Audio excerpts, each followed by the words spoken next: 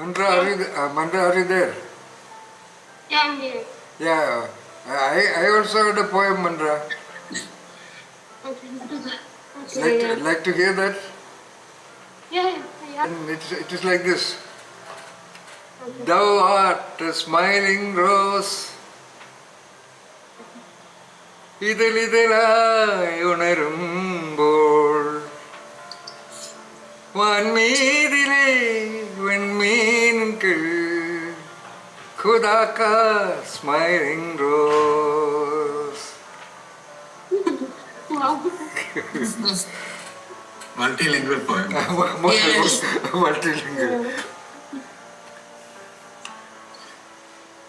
That's where my role is. I wanted to be different from all of you.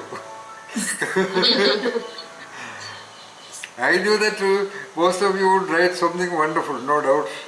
So I won't be able to copy it with that. But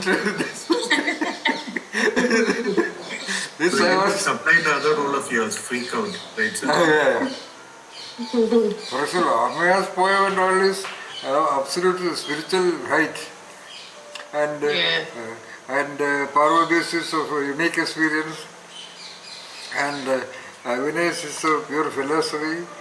Mandra's also is a unique moment of the of existence, and Nitya's also is a bright expression of a great observation of harmony in nature. That's beautiful, Nitya. When I read it, then only it was clear. When you read it, when Nitya read it, I did not feel anything.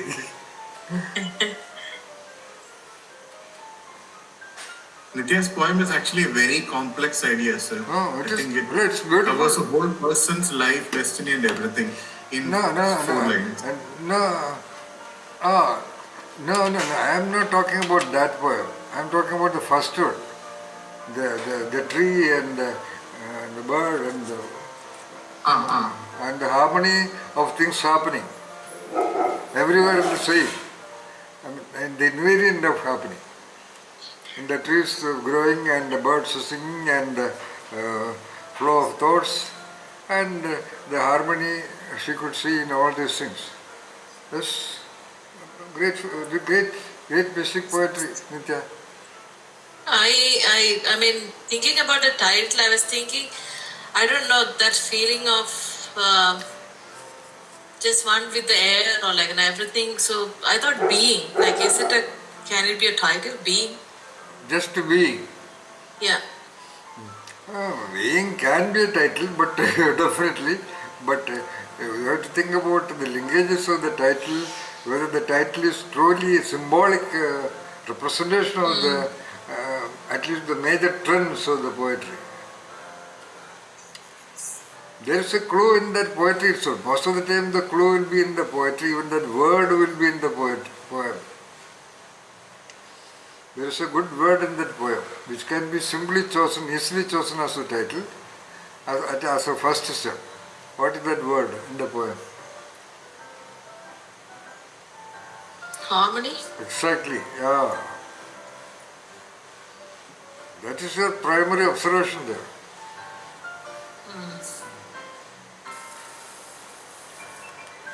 From Amaya's poem, I am wondering now whether we have to really conjure to alight.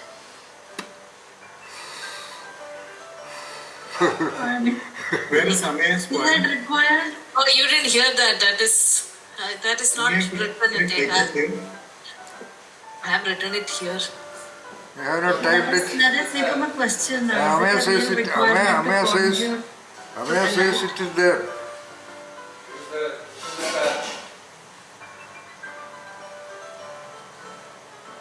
Agile Mandra, Tindin, Vinay, Nitya, Amaya. It's in the child. In Amaya's space, what is Nitya written there? In Amaya Rajari's poem, the word Nitya is there. I don't know why. Well, I think from I pinned the message. So Oh, I someone see. Oh, he has, speak out, then oh, they come back with the he has quoted the poem of all these people. Oh, all right. Yeah, Nitya Amaya says Parvati, here, keenest. Amaya. Keen eyes of a cat. Conjuring petals of Agile, I alight or agile, comma alight? Agile, I light with pencils. Yeah, that's okay. giant. But why? What is the context of agile? That is the question there. You can legitimately have that concept, but why the concept of agile there? What is the advantage? What is the advantage of this? There is an answer there. There is a linkage there for agile. That's very, very remote linkage. But a linkage is a linkage. What is that linkage I mean? cat. Huh? Cat has Exactly. I alight with the pens of sermon is wonderful. What is sermon? Sermon. sermon. Sermons on the Mount by King Solomon. Sermon is what? Exact meaning is A something. speech. Not a speech of divine content, mostly. Okay.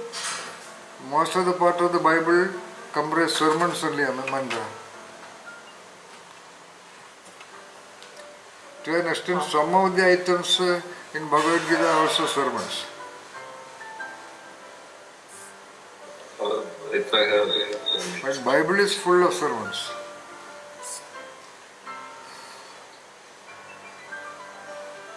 this is a sermon, right? Keen eyes of the cat. I mean, No, that is not a sermon. What is the meaning of sermon? no, I mean I can use it as a sermon. Which one? Keen eyes of the cat, conjuring petals of thinner. Can I? No. Sermon. If you can do it, you can do it. But that is not doing justice to the meaning of the word sermon. So let me ask. Because it also makes a lecture. Yeah, but no. That you cannot do normally in poetic interpretation. That is, you are bringing down the possible wonder of a poem. Oh, Because poetry itself is elevating whatever. So, when the poetry is interpreted, it should not be opposite of that. okay.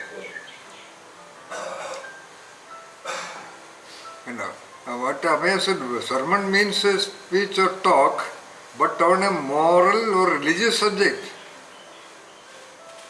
So there is, it is specifically mentioned. And normally a spiritual teacher does sermons,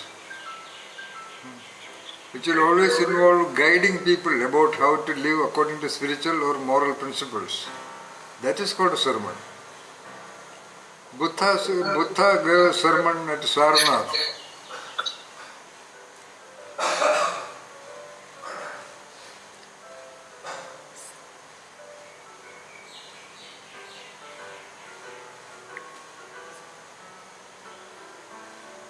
In Hindi, a sermon is called what? Dharmika Pravachan about Dharma or Upadesh. So, what is, bloody Amaya asked a question to trick us here. Keen eyes of a cat. Huh? He is the sermon. That's what he asked. Yeah.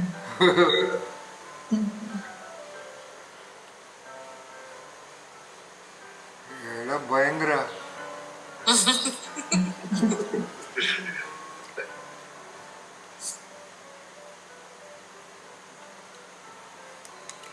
Okay.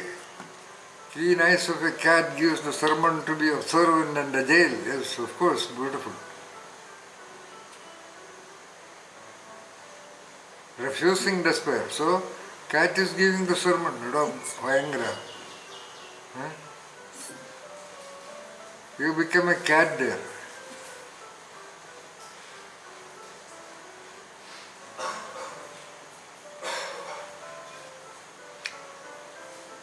And Can Cat what, with despair. can cat, what Amaya said be koan, sir? A Zen koan? it is near, almost near a cone also.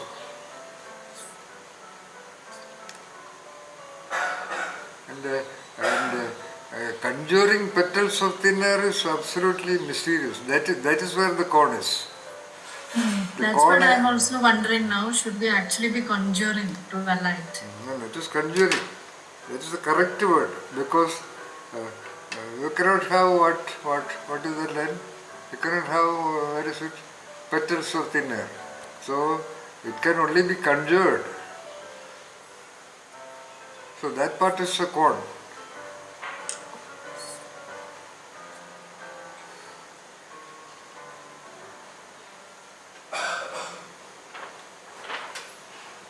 Anyway, Petals in there. so name it so. What you call Nitya is harmony.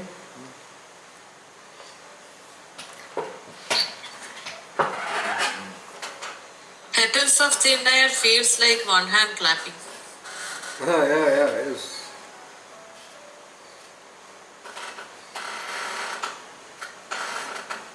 If anybody's seen the movie, I'm visualizing the Kung Fu Panda. Oh, Uh-huh. I've seen. So rather the cat is delivering bullet shots of petals of thin air. Kind of. Amaya is a surprise. That is really, yes. Especially petals, you know.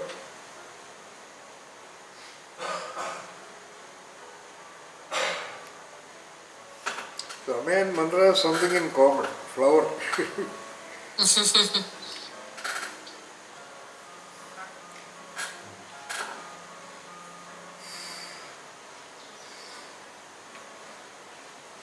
So all of you have that knowingly or what I call the doubles work of absolute higher order spirituality in all the poems. Of every one of you. I want to ask Tintinji did you get a reply from your friend after you sent that reply to your? Did you send it to him? I sent it to him, yes. Let me see what he had replied. By the way, you sent this piece? Yeah, I replied with my poem, sir. No, As a did you feedback to reply? his poems. By the way, Tintin, your reply was this poem? Yes, sir. Oh, you must have had a shock, whether he told you or not.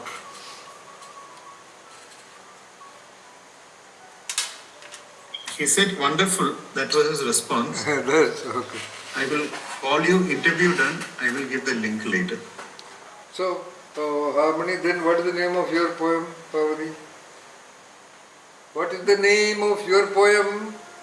Dream. Oh, Dream. If you choose another word, what it would be?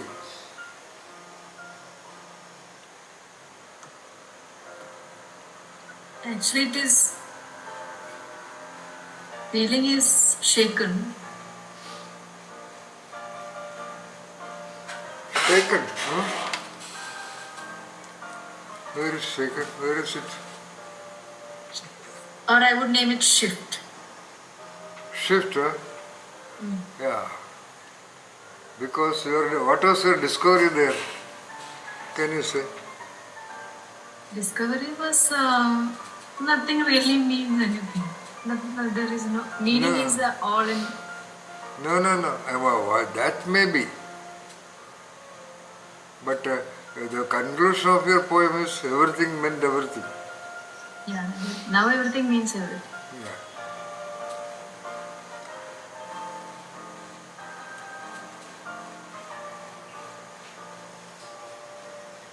So there is a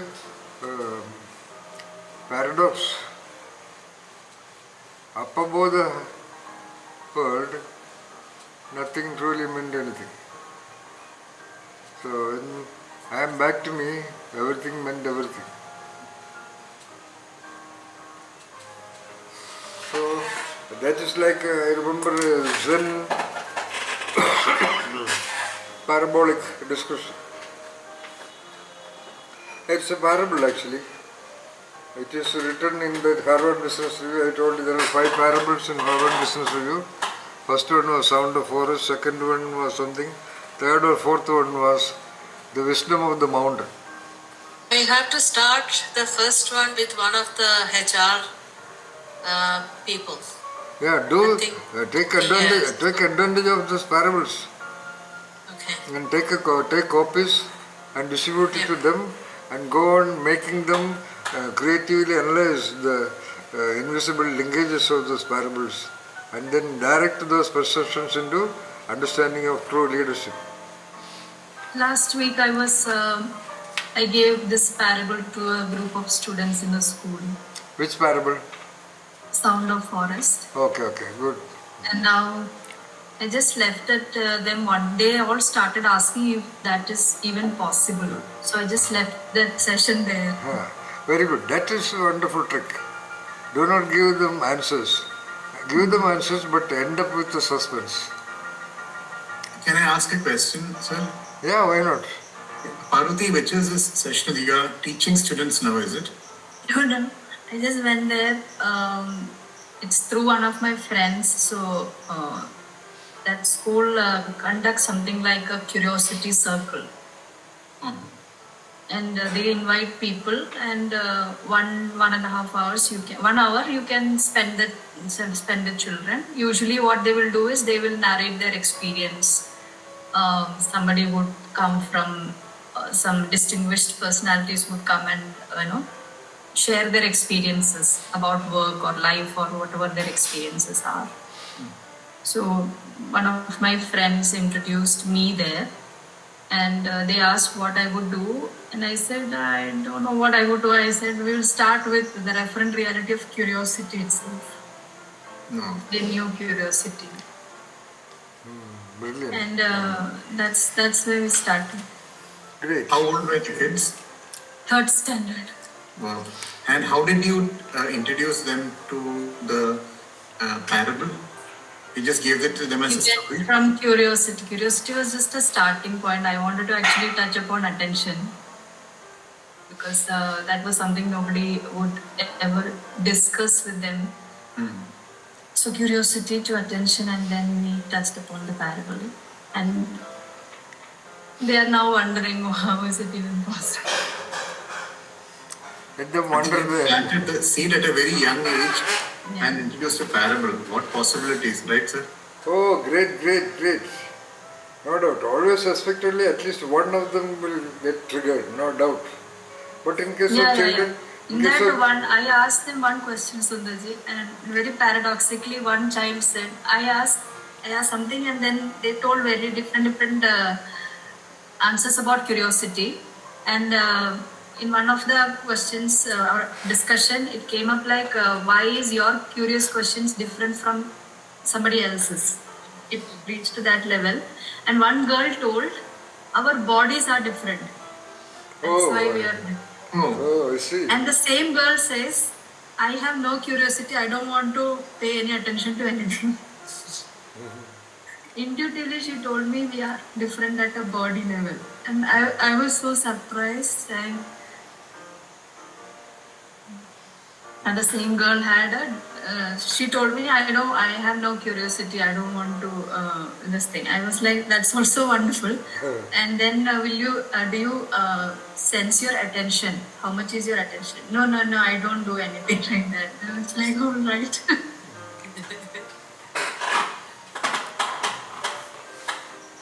Is this possibly a destiny's child, as you say, sir? Actually, she does it. She has tried it actually. That's why she says so. Sorry, I interrupted you. No. I was just wondering how to start the session because I just gave the proposal and then they came back asking for the pilot session. So now I have to actually do the stage show. Actually, to be honest. First of all, it will come to you. You begin by saying about your concept of leadership. And you say that is not the conventional one, it is of the best possibility which I am actually utilizing one of the topmost articles in Harvard Business Review, Parables of Leadership. So let us use a parable to reflect upon. What is a parable? Parable itself is a tool of reflection. No, I don't, I mean, this kind of things, it will come to you, don't worry. You just be on the stage, it will come to you. You were telling about that parable, the fourth or fifth parable of that. Oh, yeah, right Yes. now. Yeah, mountains. What you call, connecting part of this poem with the Zen parable, what you call? What is the name I said? Mountain? No, wisdom of the mountain. Okay. Just a moment. So a Zen disciple was meditating on Satori, sitting somewhere at the top of a mountain. In between that was the residence of the Guru, Master. So he has been with the Master for some 14 years, and then the Master, as usual with Zen, you have the responsibility to find out and discover your own path and goal.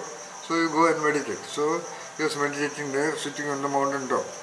So there he spent about 14 years and he felt a discovery is not for me. He felt it many times, but one day what happened is, in front of him was a cherry blossom tree, and the last blossom fell down, and he equated that with his potential destiny and think that I will not get it. So this is an indication from the nature. So he sat down, and on the way the Master saw him, what is it? This is what happened. Okay, you go, but keep on observing. So he reached the bottom of the mountain, where people are living, children are playing, farmers are cultivating, all this life, so-called life on earth. Observing that, he got enlightened. That is the wisdom of the mountain. And again, in Zen there is a saying that in the beginning mountains are not mountains. In the beginning mountains are mountains. During the journey, mountains are not mountains. And at the end, mountains are mountains. Let's consider a kind of Zen cone only, but not a full cone, but just like Amaya said, petals of what you call air. In air. Petals of thin air, yeah.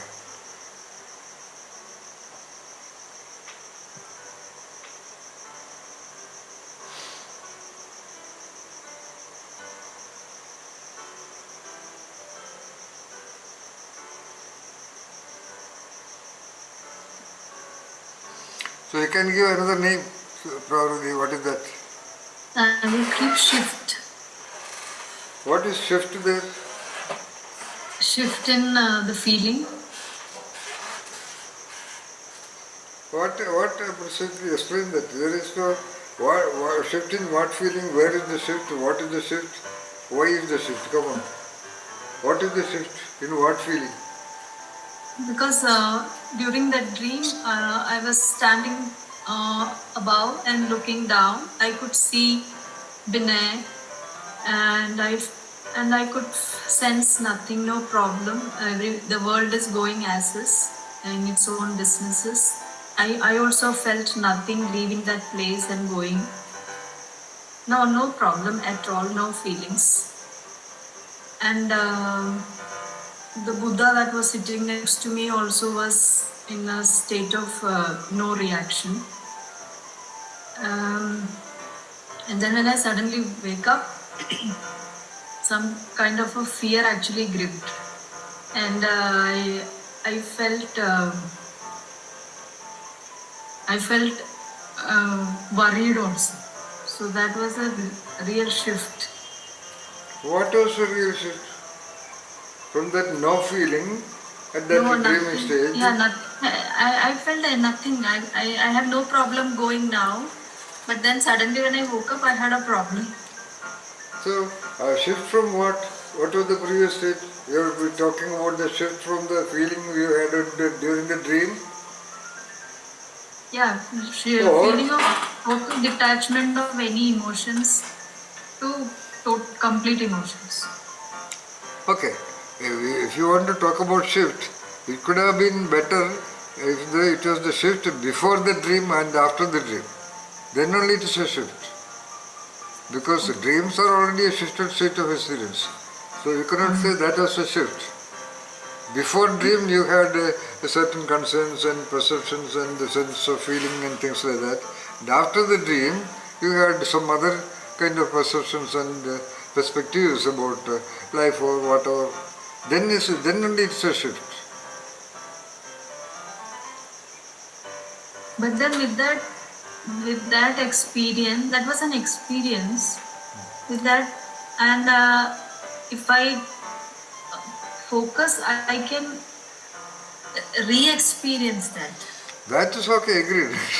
But what is So shift it there? was a new feeling, no? No, that cannot be considered a shift.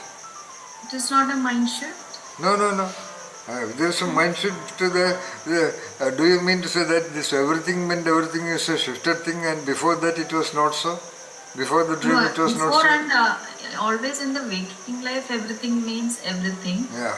I also thought before the dream, I always thought I am detached. I can go anytime. If death comes, I can go anytime and all that. I have told this to many people also. Okay. But now I realize that is not the case. Now I realize meaning what? After the dream. After the dream, I realized I am not that detached and all, and I have a problem. Now we come back to the poetry. In that poetry that is not mentioned.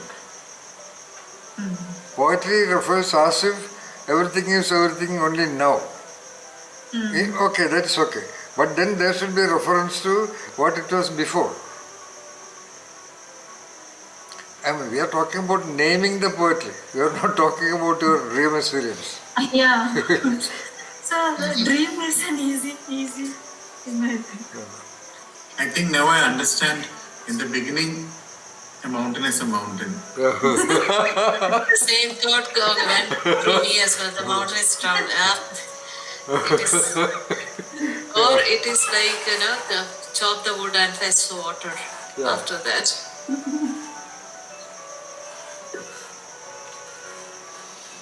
So there is, what is another name? Transcend? No, that's all good words, but not naming the invariant or the thread. You have to either name the invariant of the poem, or the thread of the poem, or the general nature of the contents of the poem. So only three real sources of name.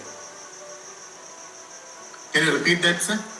Either it should be about the invariant of the poem, or rather the thread of the poem, okay, the theme of the poem, or the contents of the poem, or something invariant of the poem. Actually, the shift is apparently an invariant, but there are no evidences in the poem to support it.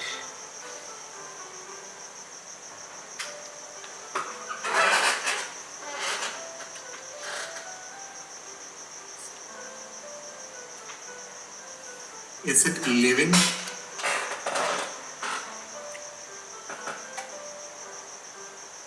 L-E-A-V-I-N-G.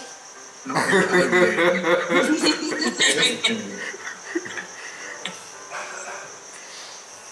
Liding.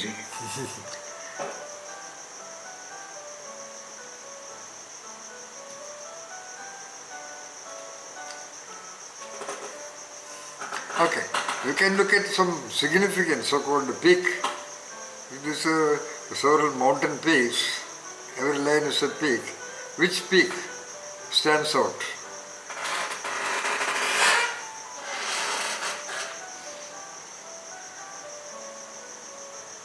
You are looking there. Look at the poem. Parvati is looking into the dream. Look at the poem. I'm remembering the poem. Yeah. So find out. Find out the significant peak of your own lines, Parvati. What are you doing?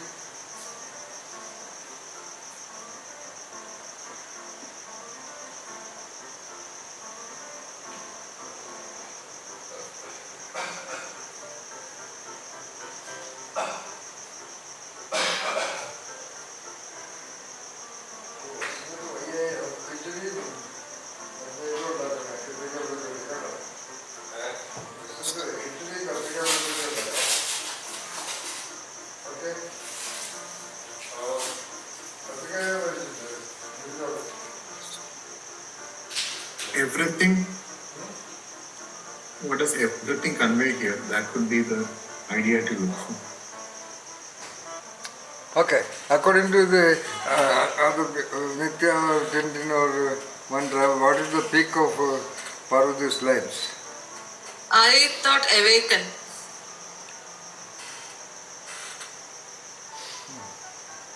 No, She that was is in the another word for, cage. that's another so-called word for shift only. Free and free. Hmm? Free and free.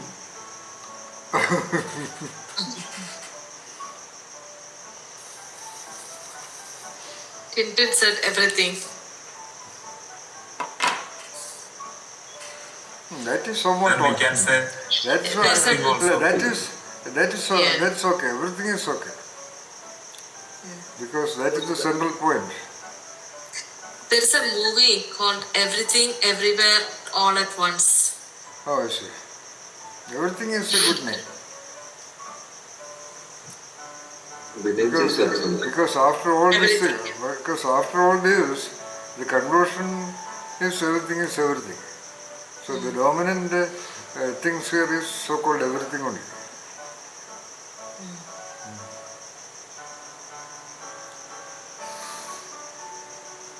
As of now.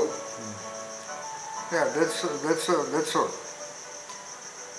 Because after all those incidents, finally everything meant everything. So everything is the critical turning point there, or the continuity of everything. Other things are gone. What is continuity is everything only.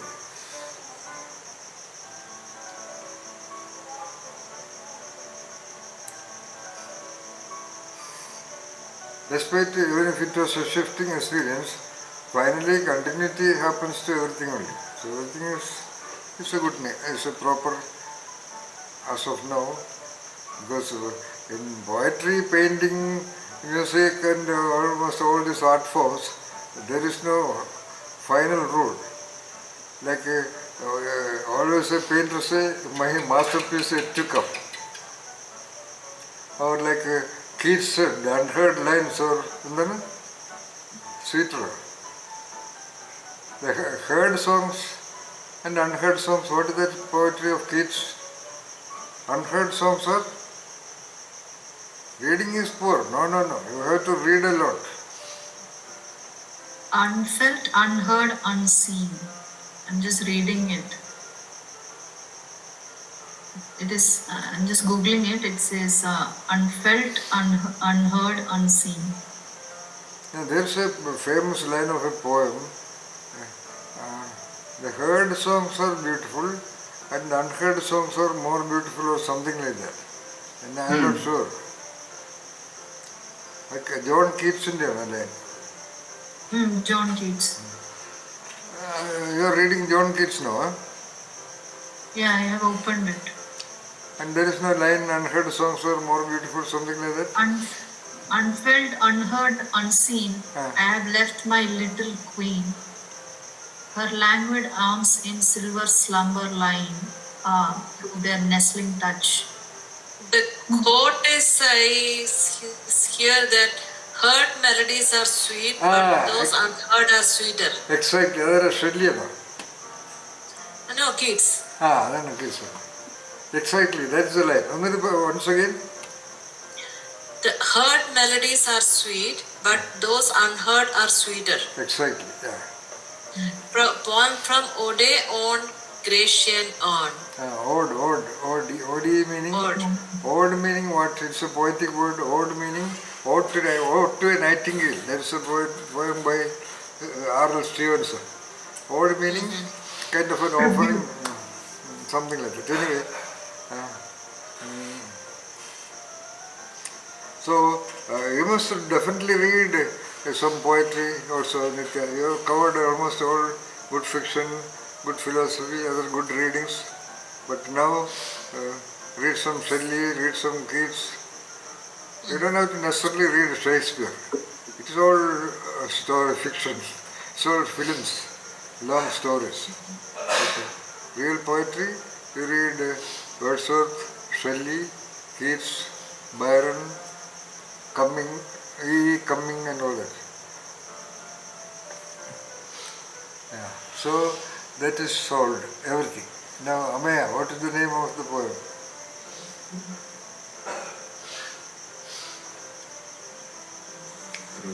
What is the name of your poem? What is the name of your poem, Tintin?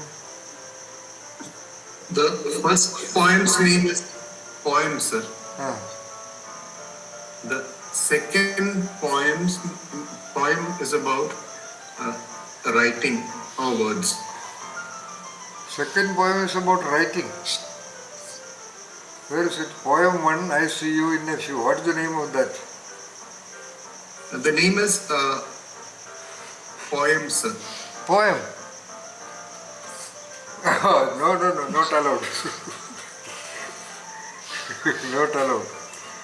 It's a poem. Poet? Poet. Poet? No, Tintin said the name of that poem is poem. Not allowed. Yeah. Not allowed. The context is my friend's poem. It's about him in those poems. No. That has no relevance to the poem we have written. That is the background of the poem, maybe, but this poem must have a different name because it is about something. Where is it? Yeah, it is not a poem. No. It is not. It cannot be named a poem. Naming it is little complex.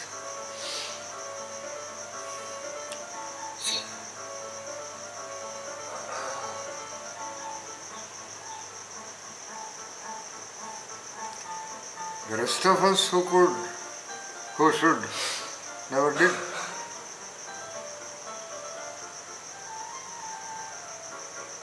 Your poems reveal that despite your regrets and dreams, you pursued.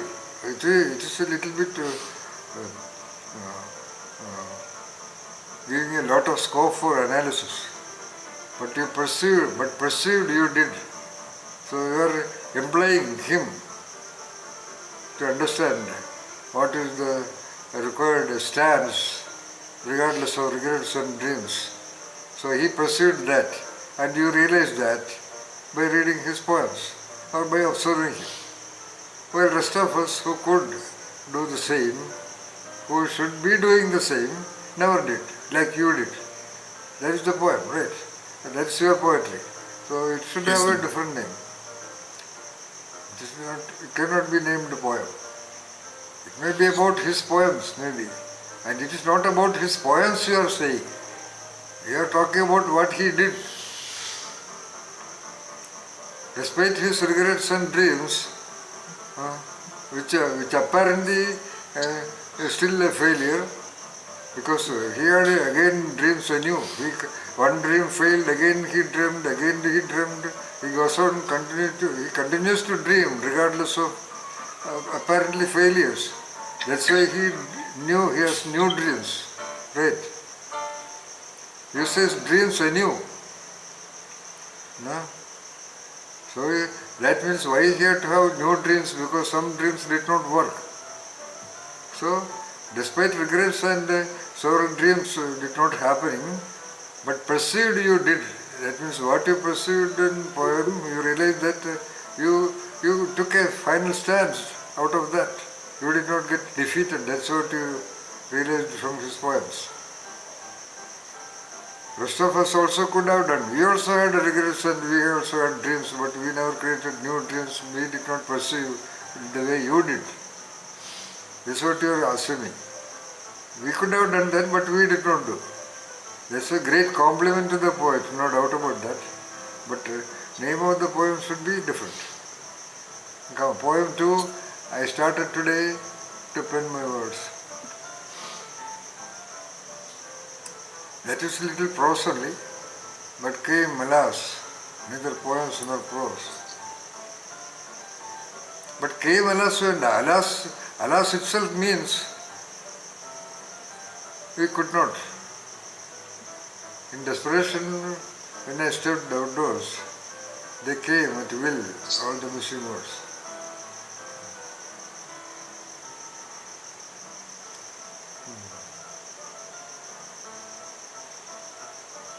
There's poetry and prose, that's okay. Normally, most of the poems are like that only. Vinay, the less he thinks, the more clear he becomes. Thoughts narrowed, he found space to plan. That is a good perception. When the thoughts narrowed, there was space to plan.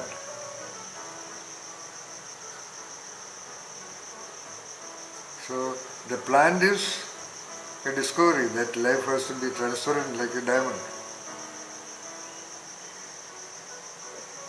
നീ അവിടെ last line അവിടെ ഇത്തിരി redundant ആണ്, അതിൻ്റെ ആവശ്യമില്ല. Redundant meaning that is in a way mentioned in the second line. But the more he focused this, not required. Or there should be something new. Because already when the thoughts narrowed, a new plan of understanding of the required transparency was planned. Then the sharper he became, sharper in what? All those things are a little bit confusing. Irrelevant. That's not required.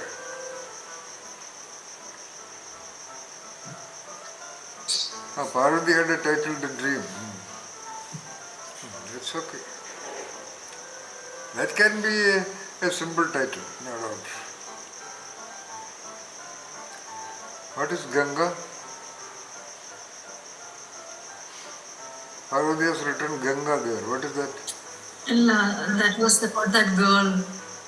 Tintinji was asking the name of that girl who okay. plays violin with expression.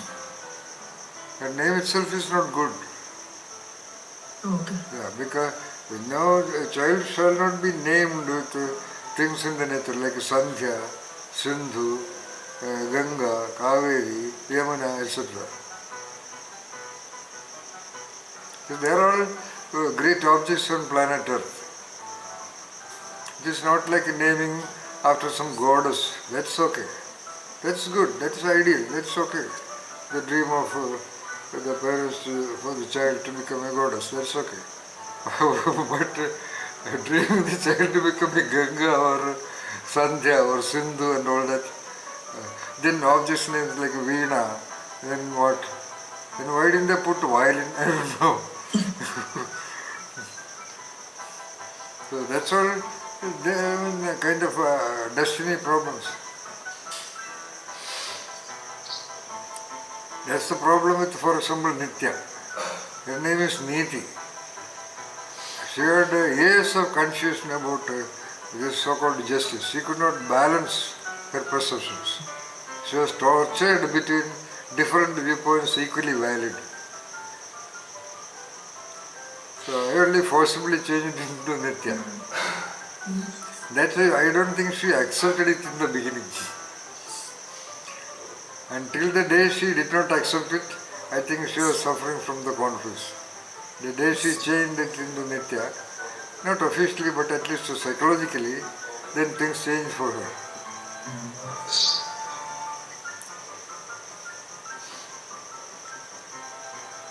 Nobody should name with concepts like needy, then what? There are names like that, you know.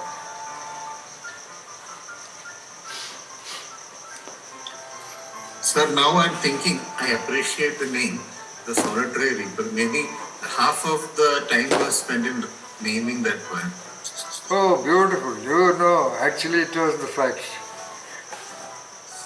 Wonderful thinking. In some analysis of that poem, there are at least 2 books. There are 2 small books on that poem. Oh, Yeah. One is by somebody big who wrote Shakespearean criticism, S.C. Bradley. S.C. Bradley is among the literature students in this community. S.C. Bradley is known as equally as William Shakespeare. William Shakespeare, maybe all the books together, maybe let us say some 1,500 pages.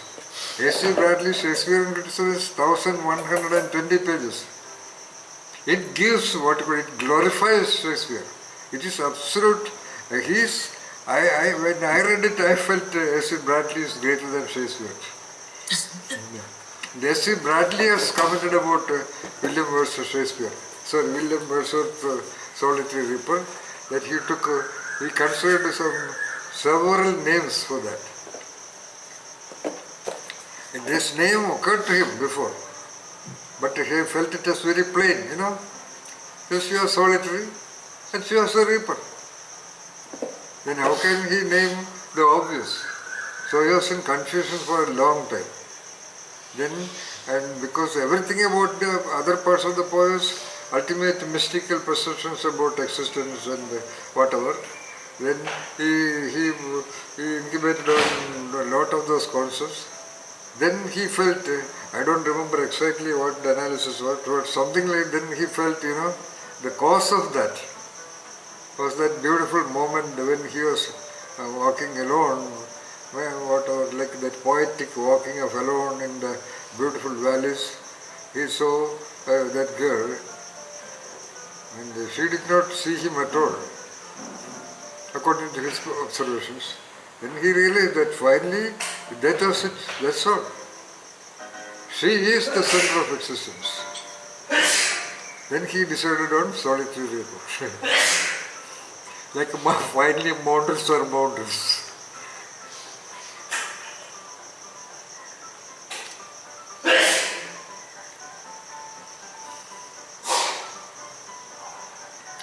And if time allows, both Nitya and Parvati should get the book S.C. Bradley Shakespearean criticism.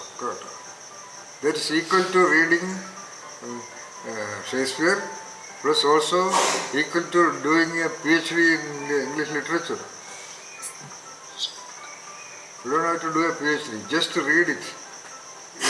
You are already a PhD in English literature.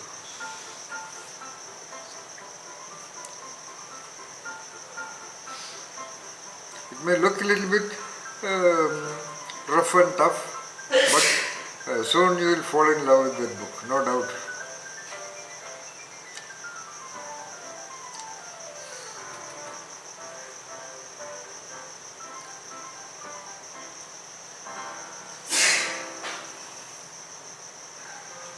Now, Nitya, the severed hand dangling on the post box, yo, R.I.P. Science in the neighborhood gardens. And this is narrative poetry, Nitya. yeah. In English there are narrative poetry also. We are little bit strict, that's all. Rather, I am little bit strict. For example, R.L. Stevenson. His poems are R.H. R.L. Stevenson. Okay.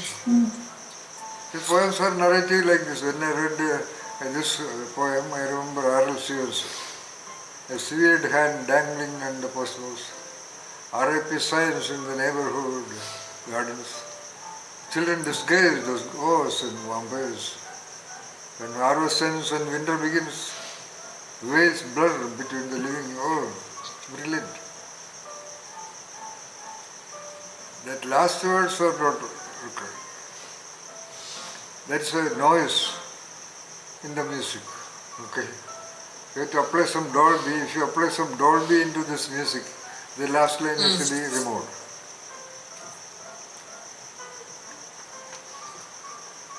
A severed hand dangling on the post box. This also based on some experience or observation? Oh, yesterday, yes.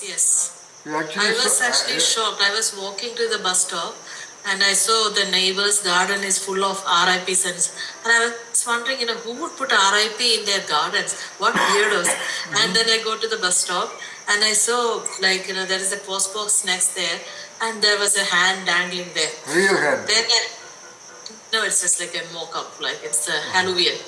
Oh, okay. But It's designed like a real hand, eh? yeah, it looks like a real hand, Oh, yeah. okay. And then I realized, so it was Halloween, October 31st, they celebrate.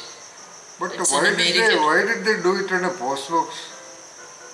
Or just to, if they do some signs out the outside, the children will go in the evening as, ghosts and vampires and carrying scary things, and they go around and ask trick or treat. So if the house is decorated with some items, that means those kids are welcome there. If you don't have anything, they won't come. Okay, So- all right. Okay. So it is a narrative of what you said. Now, where is your poetic mind operating? Only the last line, but beneath their costumes, all they want is a treat and not fears of. No. The line before that. Veils blur between the living and the dead. Yeah. Yeah, that's That is poetic. that's all. That is poetic precision.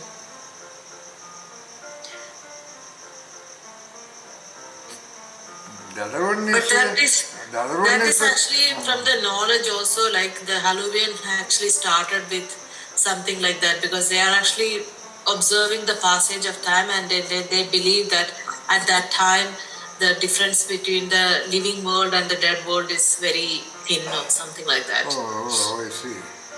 Oh, Yeah. that is it. All right. Okay. Yeah. Oh, then the last line is your observation. Yeah. Your commentary on what is going on. Right? Yeah. Poetic Yes. comment. Then it's okay.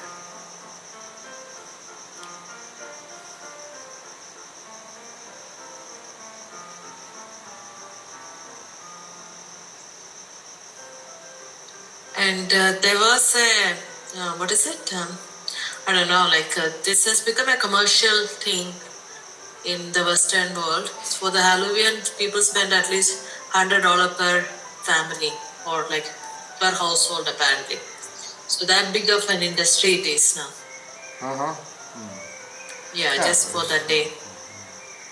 Buying costumes, buying throwing parties and even in the offices sometimes they celebrate.